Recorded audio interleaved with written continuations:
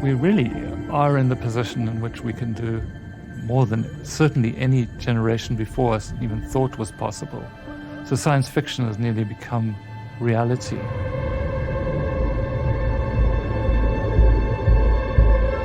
I think once we develop new ways to have bodies or new types of bodies, we'll see a new type of human.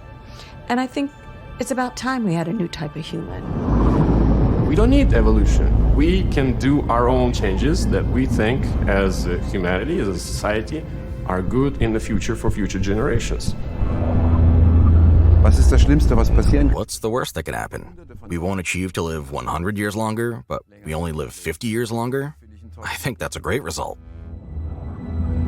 To do it with the purpose of living 200 years or 300 years or forever, the question that comes is whether this should be done or should not be done.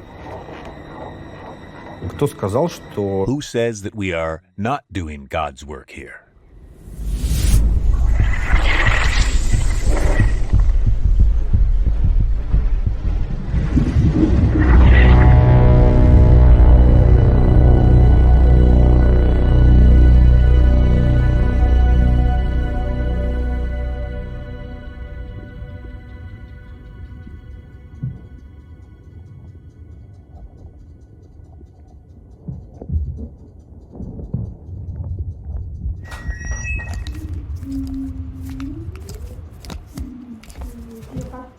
Seems like you will need new earpieces. These are already too small. It doesn't squeak?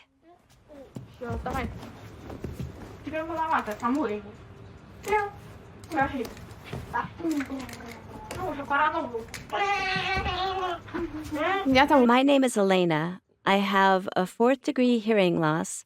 I wear an in-the-ear hearing aid so you can't see it at all if you look like this. I have quite a large family. My parents can't hear. My grandmother is deaf.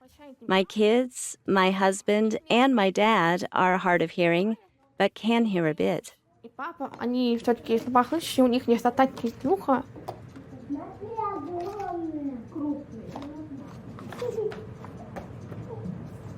Do you think he's angry or happy that he's asleep? The tiger seems to be doing this.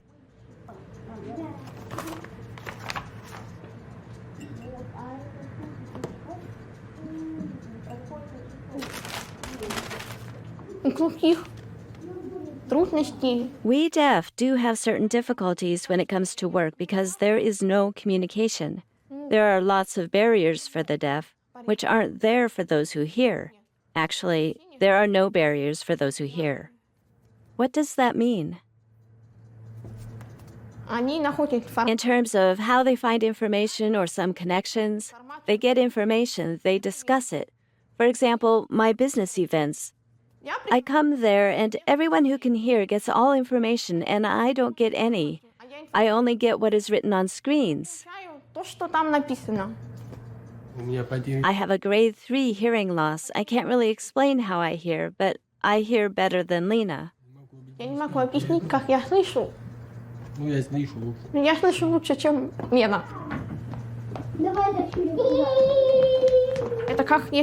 Imagine it like you go to another country and you don't know the language. You will hear, but you won't understand. And neither can I. But I hear the voices of my children. That is the most important for me.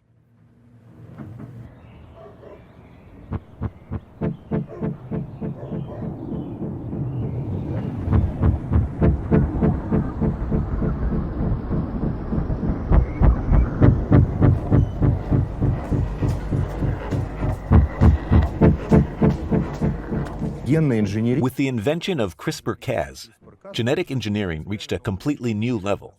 It is now available to so many researchers around the world. Axolotls are endangered in the wild, but they're used in research all over the place. So the new ones, the new mutant axolotls, they've made them by CRISPR. And now you shine a light on it and it'll glow green.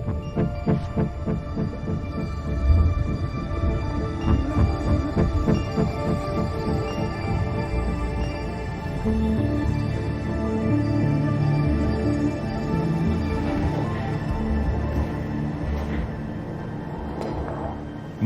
all develop from a single cell, which we call a zygote. That is when the egg cell merges with the spermatozoid. From the egg and the sperm, a full set of genes, both from the father and from the mother, go into the future organism.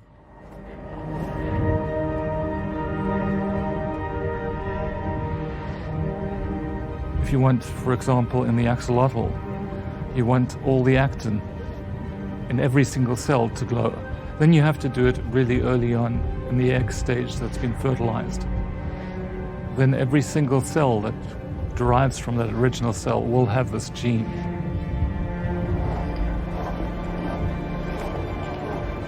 If, in that first cell of an organism, both copies of genetic information carry a mutation, then a sick person will be born.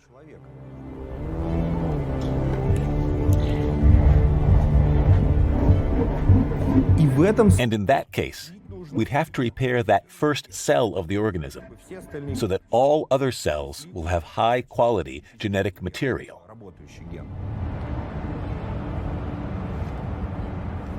And if you try to find cases where you have this condition, you will actually find such families. And well, it is usually only one condition: hereditary hearing loss.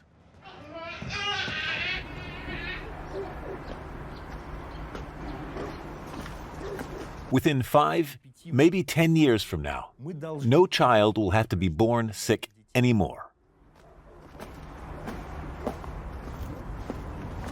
Hang your jacket here, and here are slippers.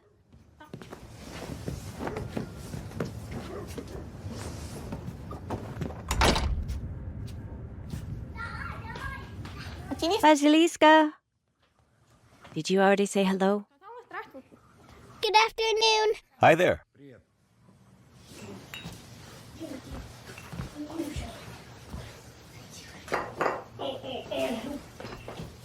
I was sure that we would have children who don't hear. I was born with a hearing loss, so I expected that my children would also not hear well. But when we applied for a disability status for my son, we did a genetic analysis, and they told me that if I had married a different man without this genetic predisposition, then we could have had hearing children. I had no idea that I should look for someone like that. I feel good with this man. That's what matters. Well, that is more important than hearing. I have a question. Were you given a specific gene in the analysis? Yes, we have that. Which? Connexin 26. They said that in 75% of cases it leads to severe hearing loss, so I am surprised that my children have relatively good hearing.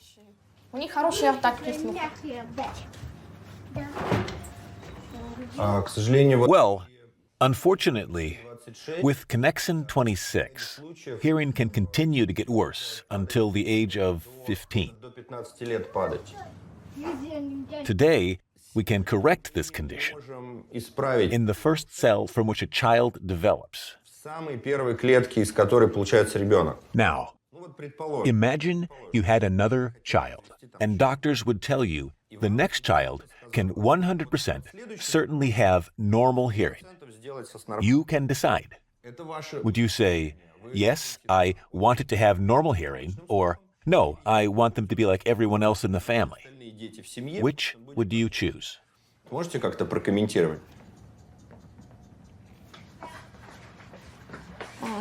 Mom, I will tidy up a bit more. Hands, guys, go wash your hands and face. I'll wash it first. It is such a thin line. You know, we have our own genetic code. That is our family heritage. If we change it, then all new generations will change. Where will that lead us? К чему это приведет?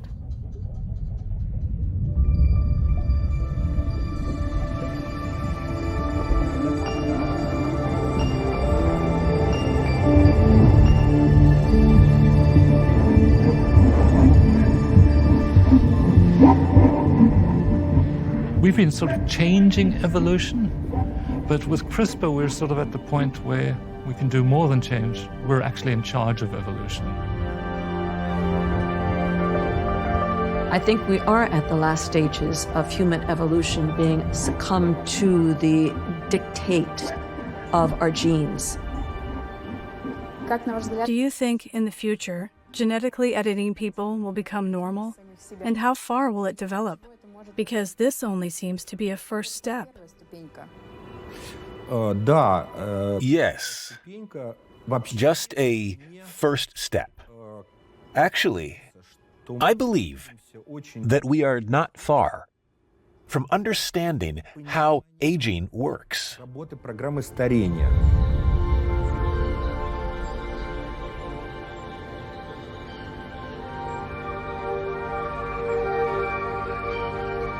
We might be quite close to understanding where we need to make changes to stop the aging process.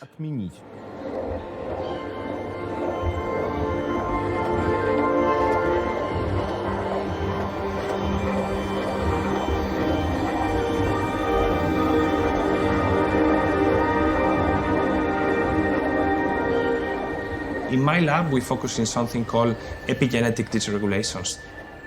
In the cells, you have your genome, that are all the genes that a cell has, with all the instructions for the cell to be functional.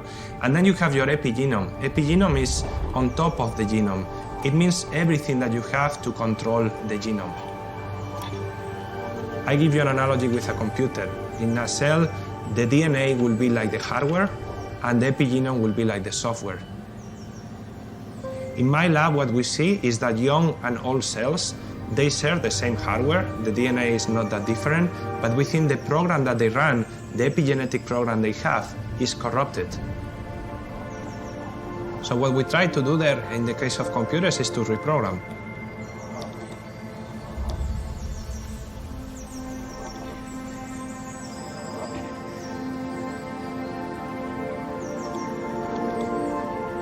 We get basically every week young, middle-aged, and old cells from the skin of humans, and then we reprogram them. We think that in your body, all the cells have the capacity to be younger again.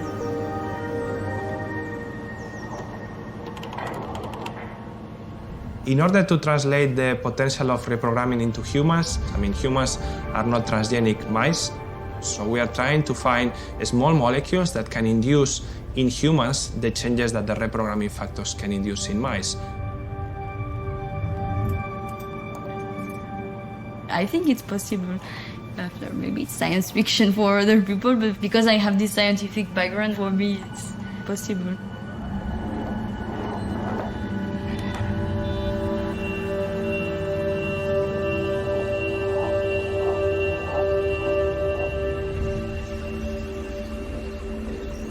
You want to increase the health span, the period where you are healthy. But then, looking for increasing health span, you could also increase the lifespan. But yeah, I really want benefit for health, and I'm not looking for extending lifespan. But it could be a side effect, and we could also increase lifespan. Why not?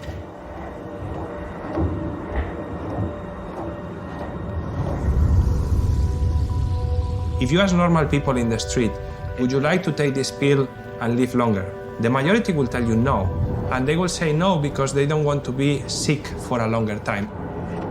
Now, when you formulate the question and you say, would you like to take this pill and be healthier and as a side effect live longer, then people will say, yeah, as long as I'm healthy, of course I will want to live longer. But I think psychologically people are not ready.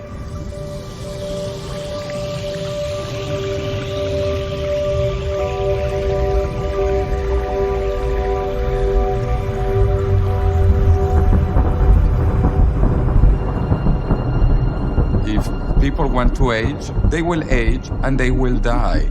But the people who do not want to age will not age and will probably not die. So this is evolution at its best. People who don't want to evolve disappear. People who want to evolve continue.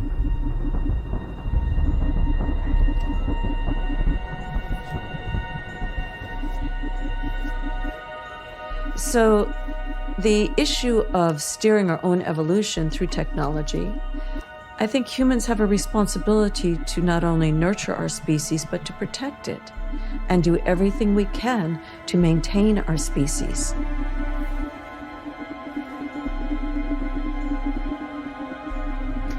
If you're someone who wants to play Russian roulette with genetics and get whatever comes out, that's your choice as well. But I would prefer to know the genes of my offspring than to play Russian roulette with the life of some baby that I'm going to love later on in life.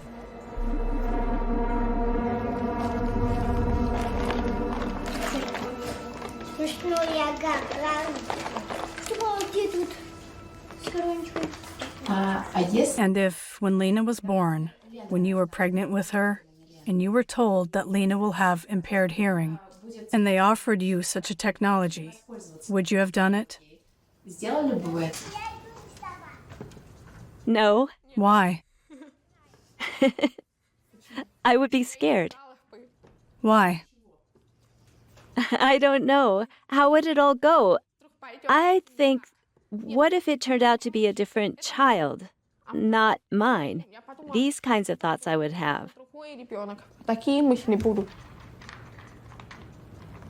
Кошечка, то есть котенок. Сова. Hearing is good, but I would think, is this Lena, my child? Or is it someone else's child?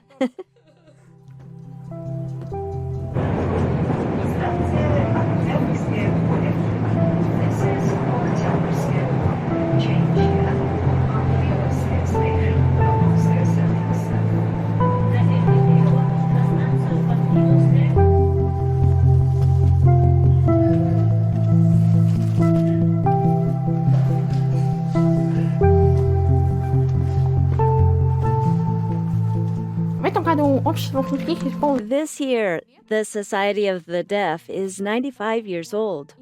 It's a very big date for our society. 95 years ago, a group of active deaf people came together to defend their rights, jobs, and education. Look, when they go to these meetings, they communicate in sign language, and they feel like fish in the water. They cannot do that in every environment. My battery is dead now. I have to take it out.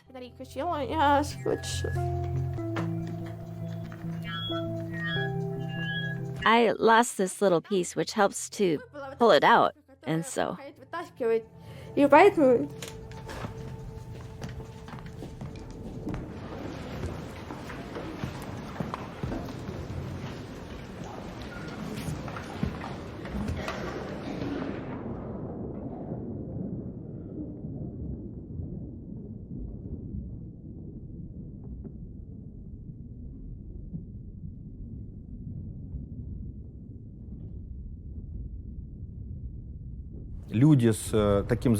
People with diseases like hereditary hearing loss are in the same social circles, speaking to each other in their own language.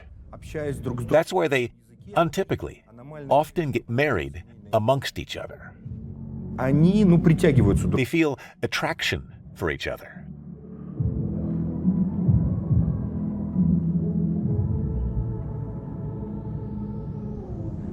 And in this case, you have to say, unfortunately, because like that, they increase the number of families in which children with hearing loss will definitely be born.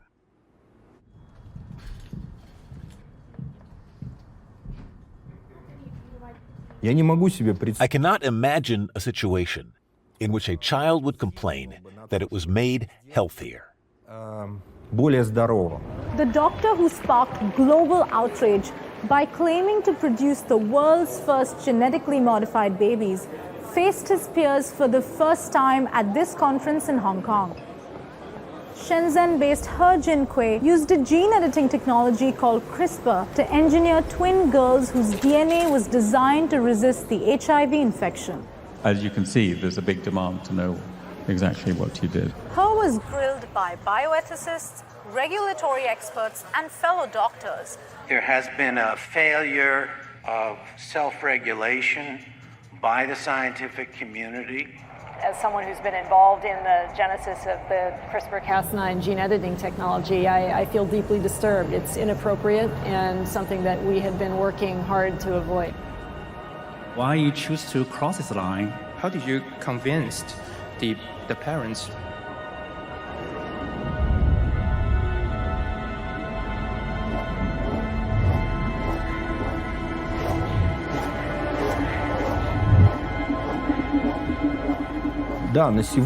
Yes. Currently, there are restrictions on the use of gene editing. That Chinese scientist was punished, but not severely. They gave him like 3 years. It's not like a real prison sentence, though. Something like house arrest or so, most likely. Не в тюрьме, а там домашним арестом, наверное. The world has moved on to the stage for embryo gene editing. There will be someone somewhere who's doing this. If it's not me, it's someone else.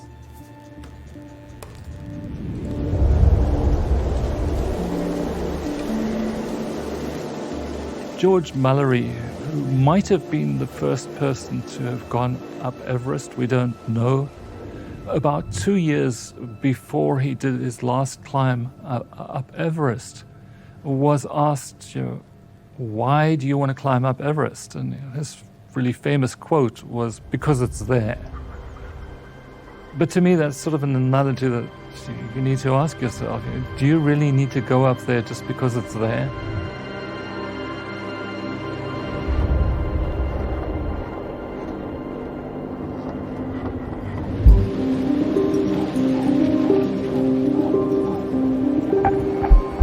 But there is also a limit in science, and I think we need to respect those limits. I will just give a simple example. Like, there is climate change, we know everything is going in the wrong way, no one is taking action. So I don't think it would be good if people live 200 years because it doesn't work like that. It wouldn't work. The old ice, it's melting.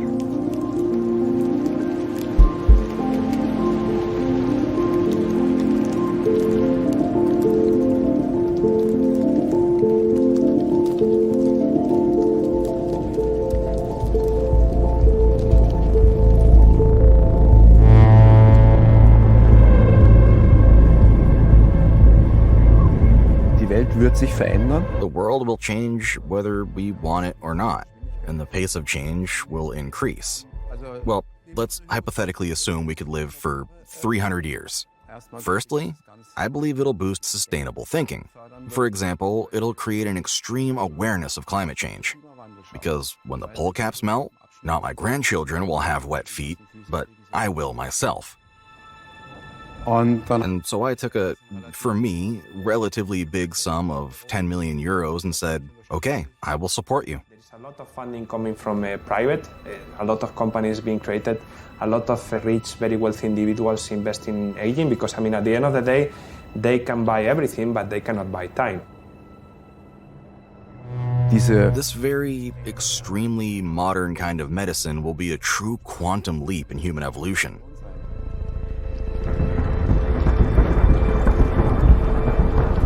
I think it's really human. Like, we don't want to fix problems, so we will go somewhere else that is clean, make a mess, and then after find another way to escape this mess. And this is very human.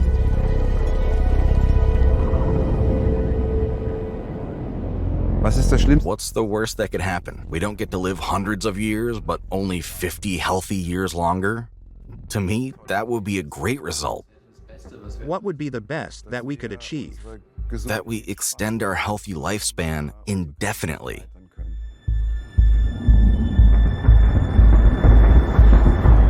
And then we fly to Mars.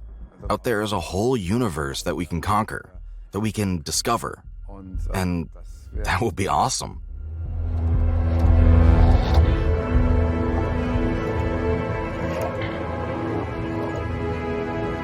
We don't have to always carry on growing and getting better.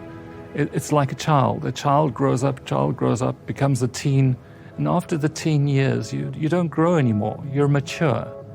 And maybe we were at this sort of mature phase. Things are going pretty well. Do we need to increase everything and get better and better and use more energy? Maybe we should rather just be content with the way we are.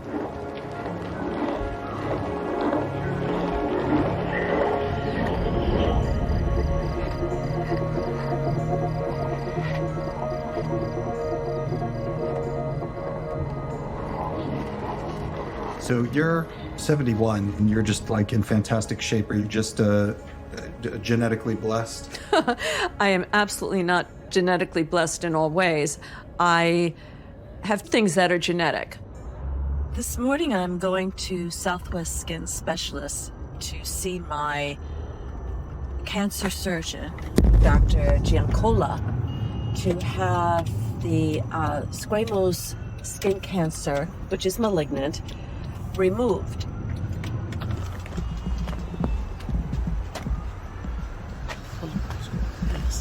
Okay, I'm ready for the surgery now, and I'll turn the camera off because Dr. Giancola does not want to be filmed. So I'm sedated in the cancerous area, and the Mohs surgery will start in a few minutes. I've had cancer many times. I've had skin cancer 4 times, and I'm a bit fed up with it, but that's a weakness. I have a propensity for cancer.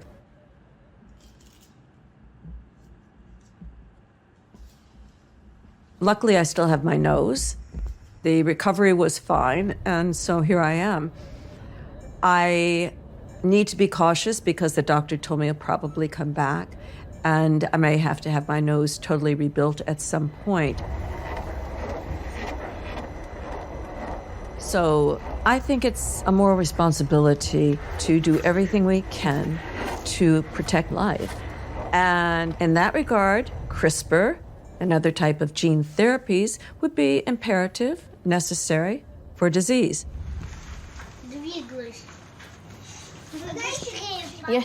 You assume that deafness is a disease. Why do you think that our condition is a disease that needs to be cured? If we look at, let's say, a spinal muscular atrophy, then the patient suffers and needs medication. We don't need medication. We can move as we want. We have families. We have jobs. That is a very philosophical question. Look, I do not think that there is a definitive answer to this. Is it necessary or is it not? But we are already born. We can't decide. Everybody needs to decide for themselves. We say parents decide for the unborn child. But that is quite dangerous because then the genetic change is already part of the human nature. Now, let's say... No, it's not like that. That isn't true. Look, when this mutation appears in people, the gene is broken. When we repair it, we don't interfere with nature. We just return it to the condition it originally was. Something is broken, and we fix it to be as before. So I don't agree that we are interfering with nature. If we made new genes, yes, but these are not new. We just fixed a mistake.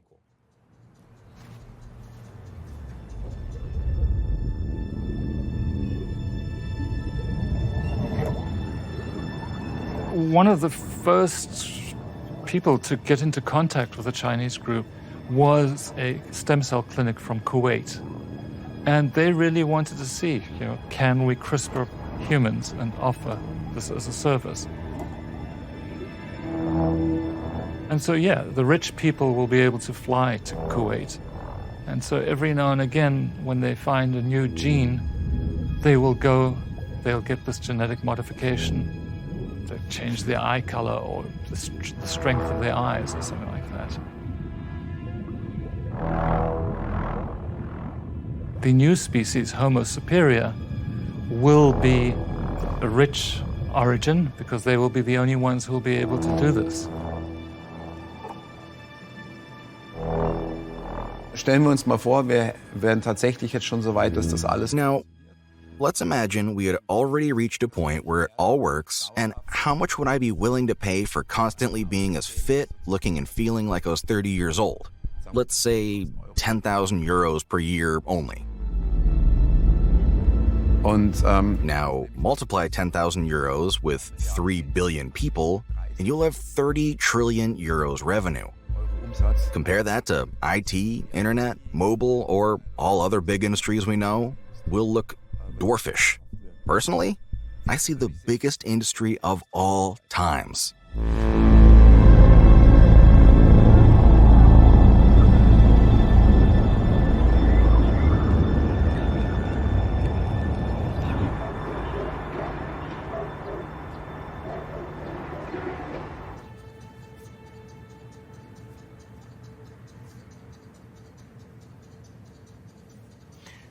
So, if you were planning another child, after everything, a straight question.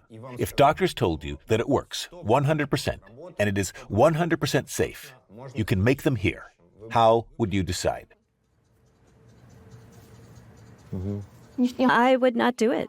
I wouldn't, because in my own experience looking at my children who grow up well, my son is an excellent student. My daughter learns well and goes to a regular school now to learn with children who can hear.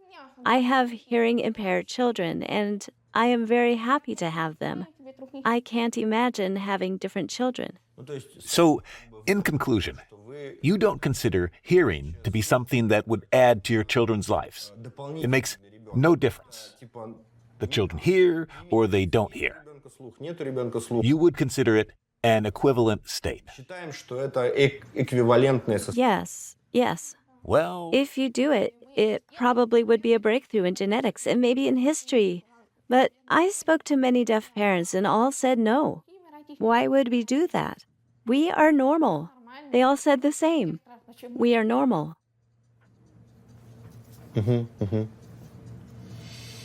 Paradox.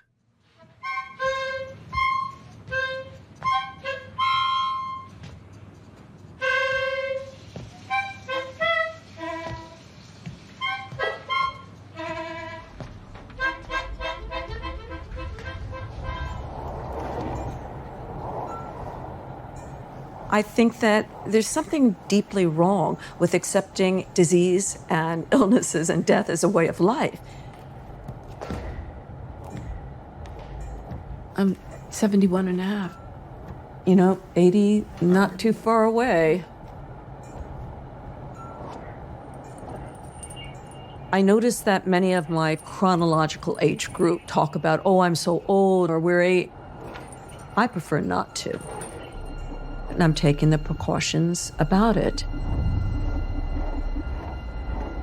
I will do everything possible for plan A, which of course is have my blood work and tests and take whatever medications I need per illness or disease. But I also want another plan A, not a plan B. And that other secondary insurance, if you will, is cryonics.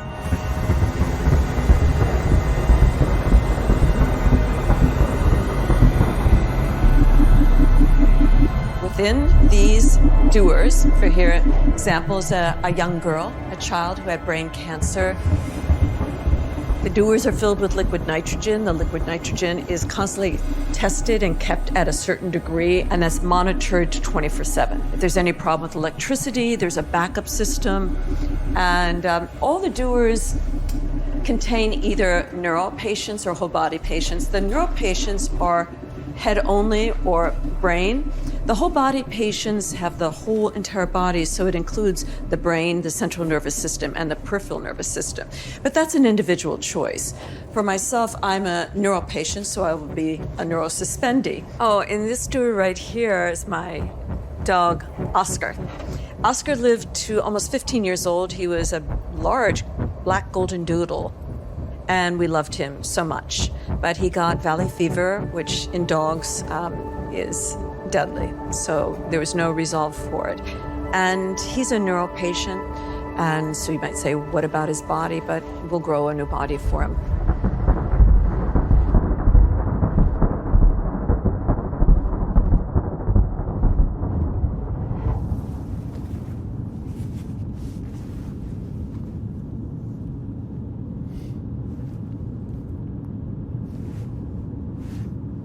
опять же, вопрос... Well, I think it is just a search question. Because if there are hundreds of such families, and it seems to me that it's not 10 or 50, there are rather 500. So, with so many, there should be all kind of different opinions. There should be people saying, yes, okay, we think it's good.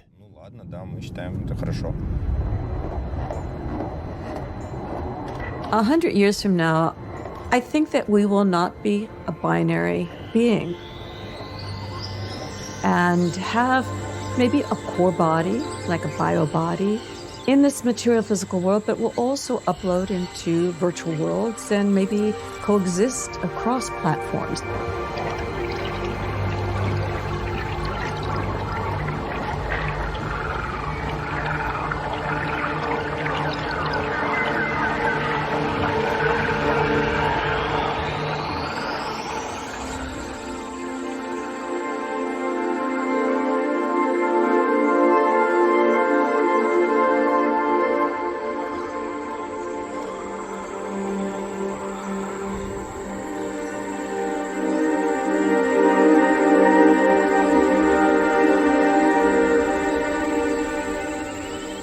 I think people will get to a point where they've done everything within reason and within law to slow down aging, to live longer, healthier lives. They can't go any further. And that's sort of the point where you would rather opt to have a fully engineered body than to die. The methods that we use in the laboratory today are most likely just an element of human evolution. Evolution allowed us to develop such technologies and is now using them. So these boundaries of how far is too far, I think, become nebulous because the only other option is disease and death. So this is evolution at its best. People who don't want to evolve, they will die. But the people who want to evolve continue.